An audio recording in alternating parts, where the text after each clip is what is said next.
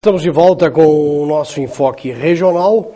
Hoje vamos conversar com o Clodoaldo Gazeta, que é o primeiro suplente à Assembleia Legislativa, como ex-candidato a deputado estadual na última eleição e que deverá, nesta próxima eleição, fazer dobradinha com a Ivana Camarinha, que é a ex-prefeita de Pederneiras, que só não está participando hoje do programa por conta do falecimento do seu pai, o ex-prefeito de Pederneiras, Giacomo Metódio Bertolini, que faleceu na tarde de ontem, aos 81 anos, e o seu corpo foi enterrado esta manhã. Gazeta, muito obrigado pela presença. Esteve no velório hoje pela manhã, foi o enterro do pai da nossa querida Ivana.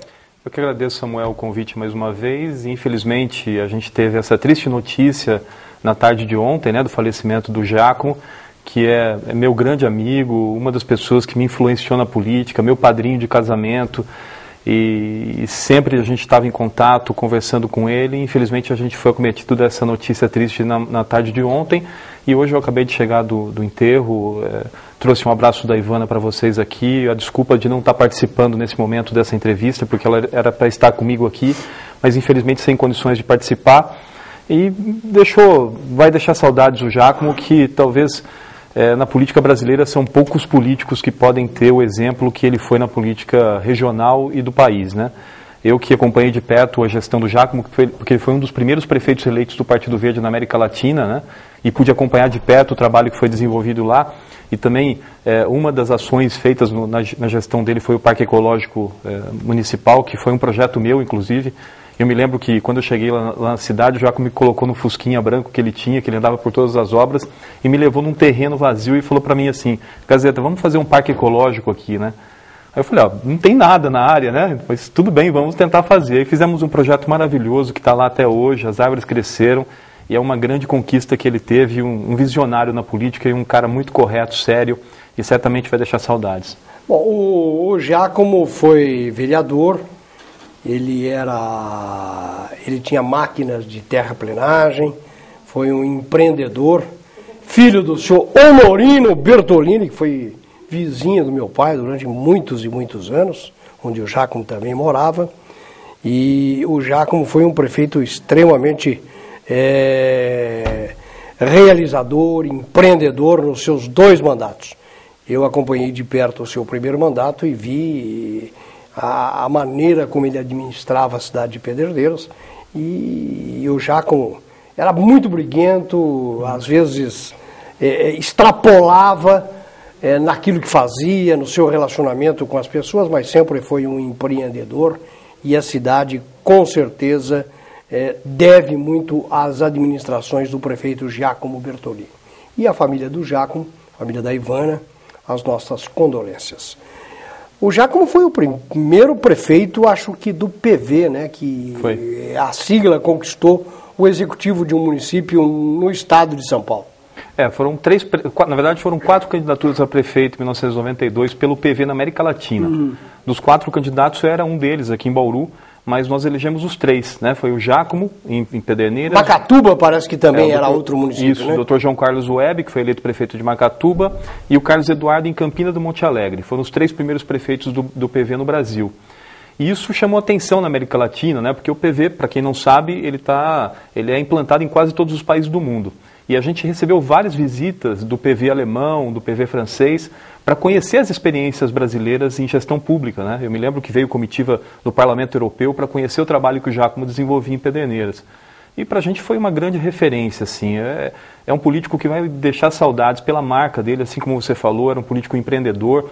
Quando eu ia para Pederneiras para visitar a cidade, ele sempre me colocava no Fusquinha branco, e a gente ficava rodando horas e horas pela cidade, mostrando as obras, e a gente sempre almoçava juntos. Então foi... E a Ivana seguiu o exemplo do Giacomo, Depois dele ter saído da prefeitura, a Ivana foi 2 vezes prefeita de Pederneiras, e também manteve esse processo empreendedor na cidade. Tanto que a cidade hoje é uma referência estadual em termos de saúde pública, em termos de desenvolvimento. Aliás, eu quero dizer uma coisa para você, viu, Gazeta? Pederneiras, eu sou pederneirense e posso falar à vontade, porque frequento lá desde que nasci e nunca deixei a cidade, embora que minhas idas sejam hoje mais espaçadas naquela cidade. A Pederneiras só teve prefeito bom. É verdade. Prefeito, gostando ou não, eu não gostando ou não dele, eu tenho que admitir que prefeitos que passaram por Pederneiras foram prefeitos empreendedores. É uma cidade diferente de muitas outras. Verdade. E é uma cidade muito feliz por ter prefeitos desta natureza. Da minha época, começando lá pelo Michel Neme e terminando agora no Daniel, nós tivemos prefeitos que se dedicaram à cidade.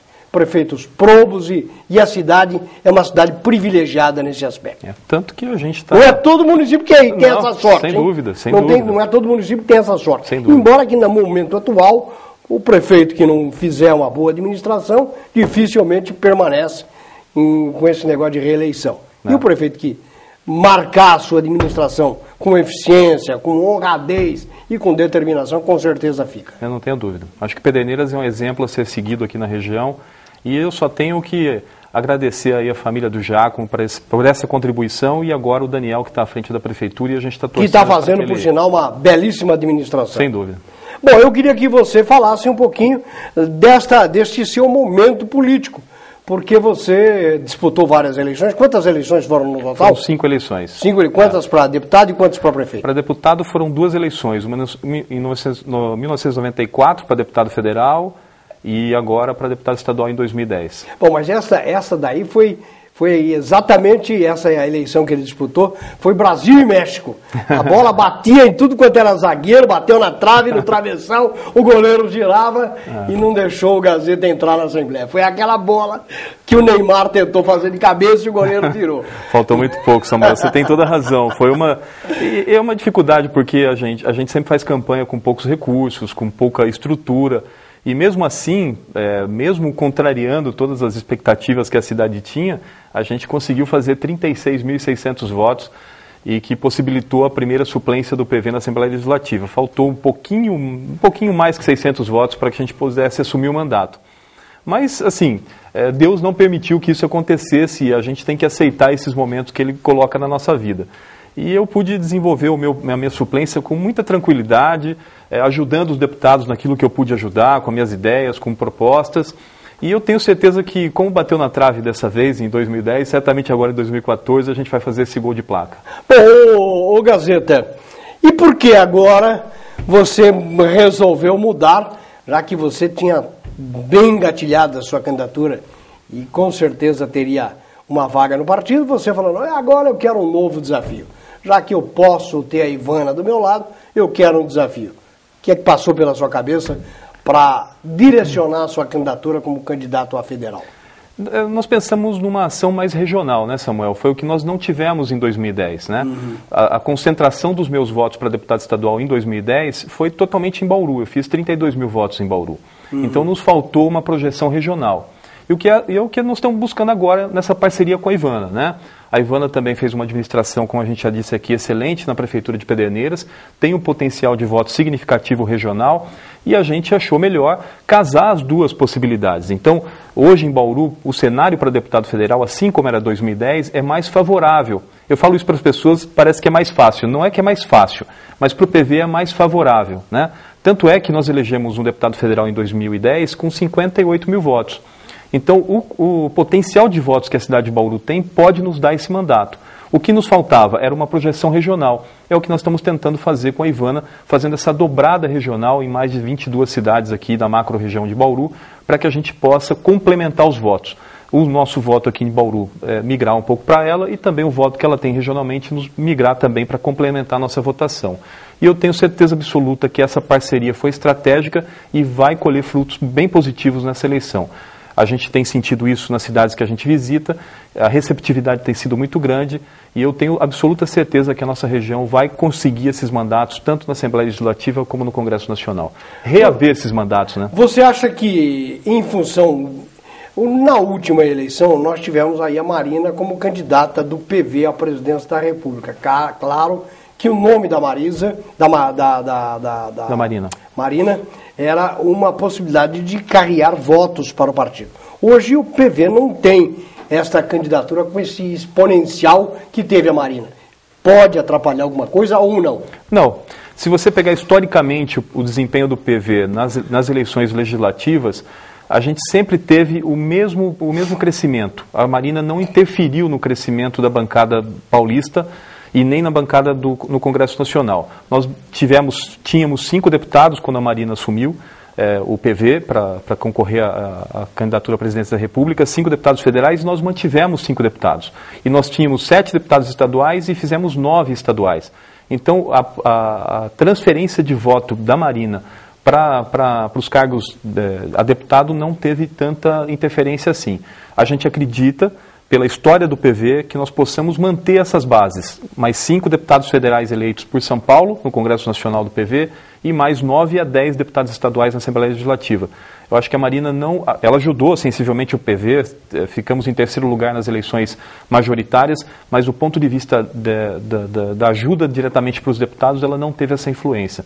Então a gente acredita que nós vamos manter o mesmo quadro que nós temos hoje. Bom, hoje o PV terá também candidato a governador, a presidente e a senador. Isso. Eu queria que você falasse sobre esses 3 nomes que o partido disponibiliza para o eleitor brasileiro. Isso ajuda muito.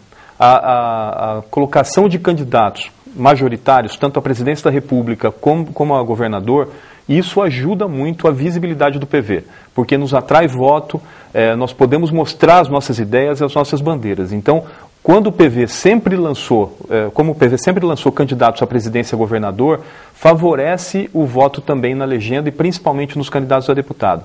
Nós teremos o Eduardo Jorge, que é o nosso candidato à presidência da República, um médico sanitarista, ex-deputado federal, uma pessoa de um caráter assim ilibado, uma pessoa extremamente íntegra e que pensa o país como poucos. E para governo do Estado nós teremos o Gilberto Natalini, que é vereador da cidade de São Paulo, é também médico, tem um trabalho excelente assim na periferia de São Paulo e certamente vai saber nos representar nessas 2 candidaturas que o PV está colocando para a sociedade brasileira e paulista. Então, isso nos ajuda muito a carrear os votos nos deputados para que a gente possa ter uma bancada, ou manter a mesma bancada que nós temos hoje. Bom, quanto é que será a nota de corte, ou quantos votos precisa para eleger-se um deputado pelo PV, tanto no seu caso quanto no caso da Ivana? Nós devemos ficar, para deputado estadual, em 40 mil votos. Quem conseguir chegar a 40 mil votos, está no páreo, tem possibilidades de eleição. E para deputado federal, o corte deve ser na linha de 60 mil votos. Quem conseguir fazer 60 mil votos também tem muita chance de ser eleito para deputado federal. Historicamente, o PV tem essa linha de corte, então a gente deve manter esse mesmo... Hoje quantos deputados tem o PV em São Paulo? São 5 deputados federais, mas dos quais 3 já saíram da sigla, então nós temos 2 apenas, e são 9 deputados estaduais que permanecem lá na Assembleia. Saíram 2, mas entrou mais 2, então a gente mantém os 9 deputados. Uhum. Bom, nós temos algumas perguntas. A Estela da Vila Soto cumprimenta a mim e ao Gazeta. Sempre em ano eleitoral ouço falar dos candidatos paraquedistas. Não bastasse um número excessivo de candidatos da nossa região, o que pode inviabilizar a eleição de 2 ou 3 destes. Ainda temos que aguentar esses candidatos que não são daqui, não conhecem as necessidades regionais e só vêm quando interessa. Mas diga você, Gazeta, por que é importante Bauru ter o seu deputado federal? A nossa telespectadora é a Estela da Vila Soto. Quero endossar aquilo que você escreveu.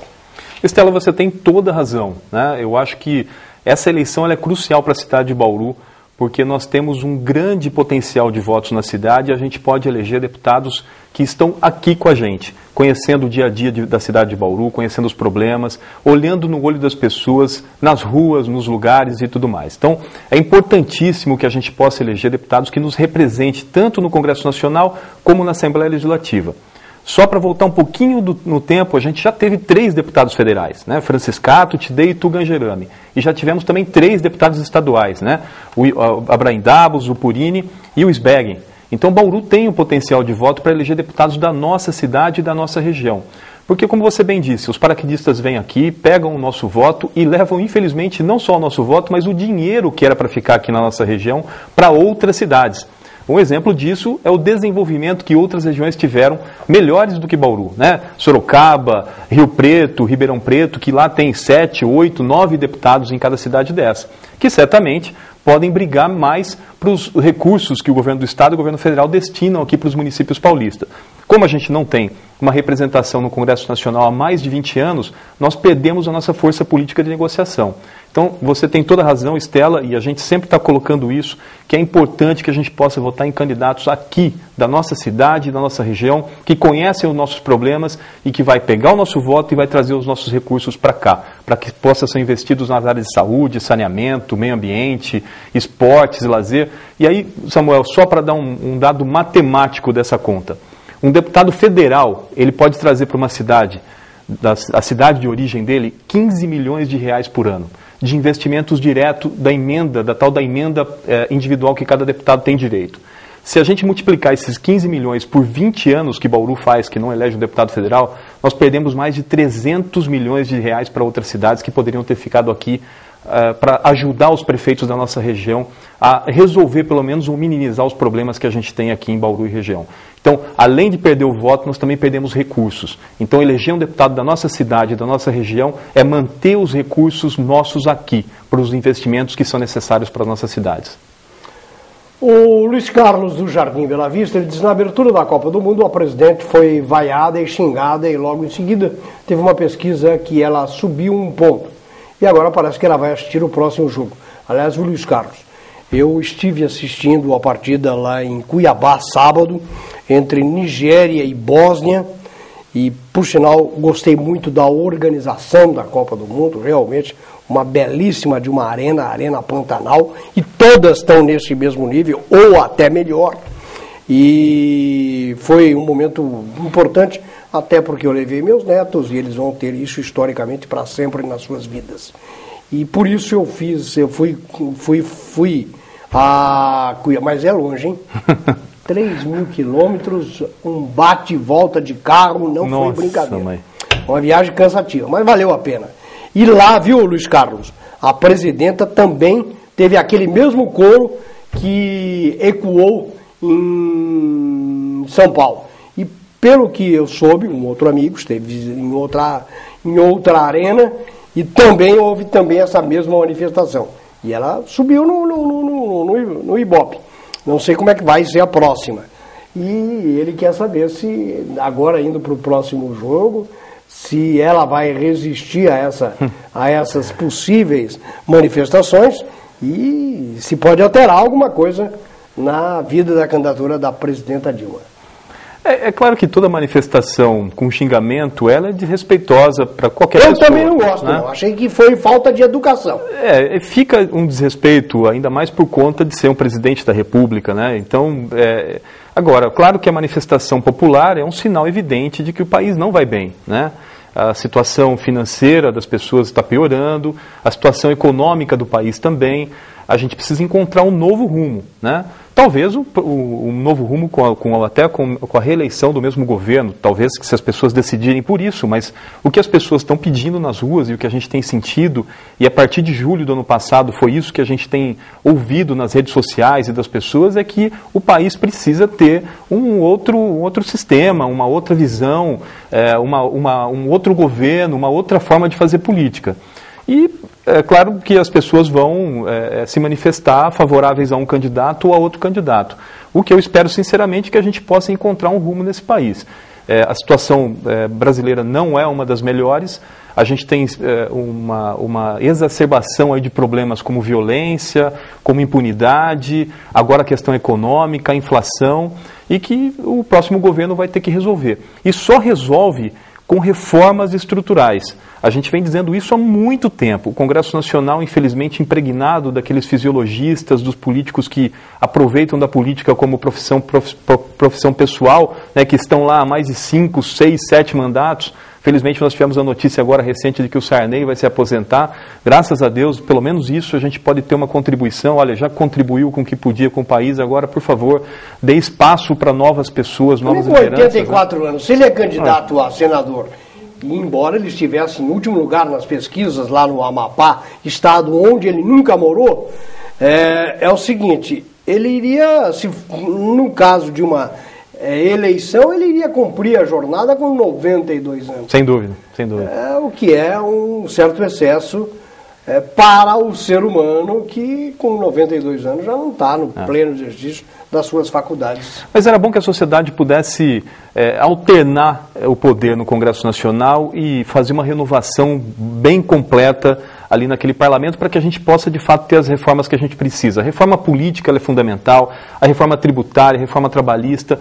O Congresso Nacional precisa se debruçar em cima de temas importantes para a nação. E a gente vem dizendo isso há muito tempo. Se isso não acontecer, nós vamos ter mais 4 anos de um governo sem rumo para o país. Então eu espero, sinceramente, que o próximo governo possa trazer isso à tona e começar a discutir com a sociedade as reformas que o país tanto precisa e necessita. Por outro lado, você falou do Sarney e o filho dele, dizem que é até diferente, eu não sei, talvez você o conheça, que é o Zequinha Sarney, que é deputado federal, candidato à reeleição pelo estado do Maranhão, é do seu partido e é uma das lideranças do PV. Qual a diferença entre pai e filho política? Tem uma diferença brutal, né? Parece que não, mas o filho não tem nada que respalde o pai, né? Ou vice-versa, porque o Sarney, filho, tem uma ação no movimento ambiental, talvez uma das mais importantes que o país já teve, inclusive quando foi ministro do Meio Ambiente. As grandes reformas estruturais da questão ambiental brasileira passou necessariamente pela mão do Sarney Filho. Então, o movimento ambiental brasileiro tem um grande respeito por ele, né? E tanto é que ele vem se mantendo com vários mandatos sucessivos de deputado federal. Ele é uma figura importante do PV, tem feito um trabalho bem importante lá no Maranhão nesse sentido, e ele é um lado da família Sarney, e pelo menos as informações que a gente recebe são sempre de que ele não conversa muito com esse lado, outro lado da família. Ele tem feito um bom trabalho e a gente só tem a agradecer ao Sarney pelo que ele fez pela questão ambiental brasileira, quando ministro, e agora no parlamento defendendo as cores do PV. Hoje nós tivemos uma reunião, não sei se já acabou, acredito até que já tenha acabado, uma reunião pública, onde o prefeito foi convocado para prestar esclarecimentos sobre o caso da Lacom, um contrato entre a administração da prefeitura e esta empresa para prestação de serviço, com a contratação através da ata de registro e não através da licitação. Ele foi prestar esclarecimentos o porquê desta contratação, até porque pode ser instaurado, ser votado uma SEI para este caso. O que é que você pensa disso? O PV já se manifestou em relação a isso, Samuel. A princípio, nós não vamos assinar a SEI, os 2 vereadores do partido já se posicionaram em relação a isso, porque ainda a Câmara precisa cumprir algumas etapas do rito processual interno da Câmara Municipal. Uma dessas etapas era exatamente isso que está acontecendo agora, o depoimento, né, a entrevista com o prefeito municipal para que ele possa se posicionar em relação a esse contrato que foi firmado com a Lacom. O segundo processo, que eu acho que é importante, é que a comissão emita o seu relatório. Olha, aconteceram problemas, tem irregularidades, para que depois, aí sim, a Câmara com mais maturidade, com mais conteúdo e embasamento, possa definir pela abertura de uma SEI ou não, né? A princípio, a minha opinião, eu já declarei isso aos jornais, eu acho que o contrato é um contrato irregular, mas não vejo nenhum indício de que tenha havido desvio de recursos ou corrupção ou alguma coisa nesse sentido. Se tivesse algum indício nesse sentido, o PV certamente já estaria levantando as bandeiras da Comissão Especial de Inquérito, né, de investigação. Mas, como não existem esses indícios, ou pelo menos não foram apresentados por nenhum vereador, a gente vai esperar todo o rito processual da Câmara para depois se posicionar se o PV adere ou não à abertura dessa comissão, né? E é bom que as pessoas sabem disso. O PV não é governo, o PV é oposição ao governo atual, e mesmo assim a gente tem uma responsabilidade muito grande com a governança da cidade. Então não adianta a gente ficar jogando boatos, falando informações que a gente depois não pode provar. Então o PV, com base na sua responsabilidade com a cidade, vai aguardar essa manifestação do prefeito e a apuração da comissão de fiscalização para depois se posicionar se vai aderir à abertura da SEI ou não. O Reginaldo da Vila São Paulo diz: ontem a TV Prevê, o candidato Roque, na entrevista que deu ao Duda, disse que com menos de 6 milhões é impossível conseguir uma vaga na Câmara Federal, mostrando que o cidadão honesto que entrar na política não tem a menor chance de ocupar uma vaga na Câmara Federal. Como o senhor vê isso? e por que motivo isso, quais os motivos que isso acontece? É claro que o rock costuma ter tem o ditado para falar isso. Quem paga a música, quem paga a banda escolhe a música, né? Quem gasta 6 milhões numa campanha eleitoral é porque depois de eleito vai ficar devendo favor a alguém, né? Ou alguma empresa, ou algum segmento político. A gente já provou que isso pode ser feito. Você pode ganhar a eleição com poucos recursos. Na campanha de 2010 para deputado estadual, eu e o Dr. Raul, que saiu candidato a federal naquela oportunidade, gastamos juntos 60 mil reais. E eu não fui eleito por 600 votos. Então, é possível sim fazer campanha com poucos recursos, com pouca estrutura, basta você andar, conversar com as pessoas, mostrar suas ideias, o seu projeto, e de que Bauru e região precisam de deputados. Acho que esse convencimento as pessoas têm que ter, né, de que Bauru e região precisam de deputados. Sem isso, a gente não consegue o desenvolvimento que a gente espera. Então, o que nos resta, quando não tem recurso e quando não tem estrutura, é andar bastante e conversar com as pessoas olho no olho para mostrar as nossas ideias e as nossas propostas. Mas é possível sim ganhar a eleição com pouco dinheiro. Olha o Zé Leme que ele diz aqui. Ó. Em primeiro lugar, ele diz que quer desejar boa sorte para a sua candidatura a deputado federal e que você seja eleito. É o desejo do José Leme. E ele já antecipa. Ele que já foi candidato a deputado, já foi candidato a prefeito, diz que em 2016 ele é candidato a prefeito outra vez. Que legal. E aí faz uma consideração sobre o que está acontecendo aí na licitação, aí nesse contrato com a Lacom, e você já falou sobre este assunto. E Zé Leme, só queria agradecer aí a sua manifestação, você é um amigo querido.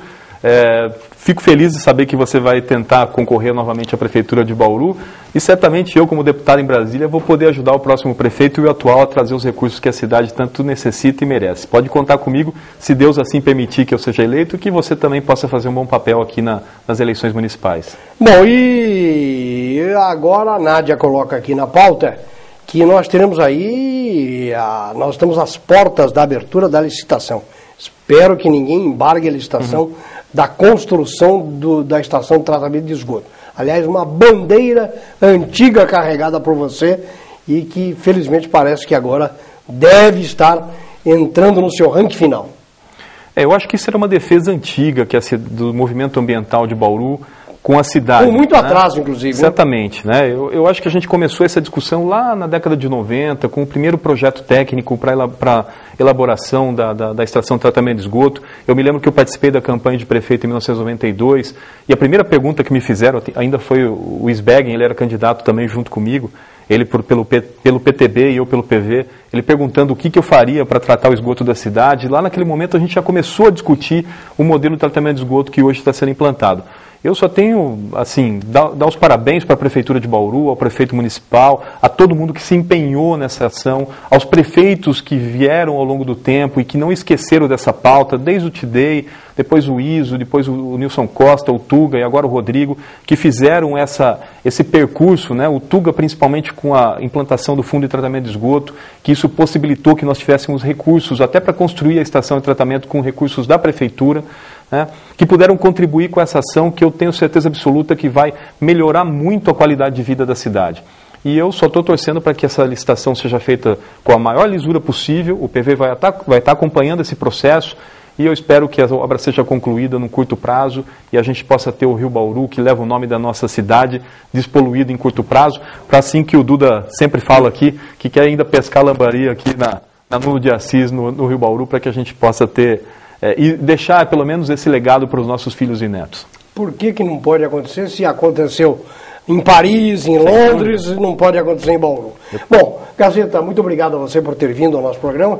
Hoje é o seu último programa até o início do período eleitoral, porque dia 30 é o último dia que nós podemos entrevistar eventuais candidatos homologados ou não para a eleição que se avizinha no mês de outubro. E você veio hoje fazer o seu derradeiro apelo ao eleitor para sufragar o seu nome nas próximas eleições. Muito obrigado pela sua visita. E aí, dá um tchauzinho para o eleitor dizendo que você confia nele. Eu agradeço, Samuel, mais uma vez a oportunidade para estar aqui.